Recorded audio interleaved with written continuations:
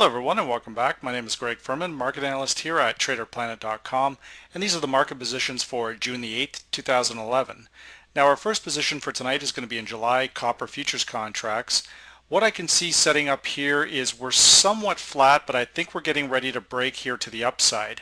Now looking at the Vantage Point software, we can see that our major support line is 410.83, 411.45 and 413.20 with a close of 414.95.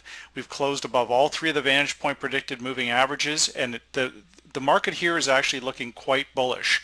Now again, our predicted short, medium and long-term differences are just breaking above this zero line. Very important. We're not overbought, we're not oversold, we're sitting at trend ready levels. Now what we also want to do here, as always, is go in and look at our major crossovers. Our short-term crossover here we can see is sitting just crossing the trigger back to the upside. Our medium-term crossover remains to the upside, and our long-term crossover also remains crossing the trigger, suggesting that we're moving higher. Now what we also want to do here is I'm going to put on the Vantage Point predicted high-low break. So you can see the black line is the Vantage Point predicted low, the red line the Vantage Point predicted high. We're continually tagging the upper red line. This is, again, looks like it's getting ready to push much higher. So from here, now that we've done our analysis, we can go into our daily report and try and fine-tune this entry point. Now we know that our key level is down in that 410 area, so we know pretty much where we want to put our stops.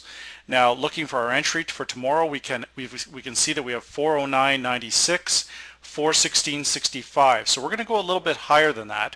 We're going to go about 410.50 as our entry point for our long, and then we're going to be looking for a move towards the 416.65 area. We can see that our predicted short, medium and long-term differences here on our daily report also clearly suggest that this is gaining strength. Now our long term is a little bit lower, down to 321 from 377, but our predicted medium term difference is up 142 to 166. And again, more importantly, our short-term predicted difference has gone from negative to significantly positive, so that looks good. So everything looks like we're going to have a bullish day in copper futures tomorrow. Now that's our first position for tomorrow.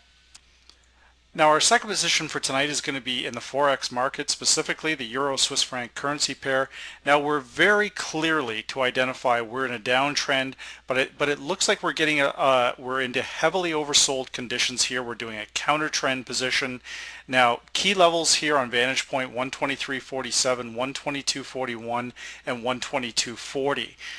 So you can see we've closed at 122.89. We've cleared two of the three Vantage Point predicted moving averages. Our target is now to break through this 123.47 area. Now what I do like about this trade, our predicted true strength indicator is in heavily oversold territory and it's crossed the trigger. The predicted MACD, the same thing. Our predicted short, medium and long-term differences all pushing higher. So from here we can break it down now and start going into our crossovers.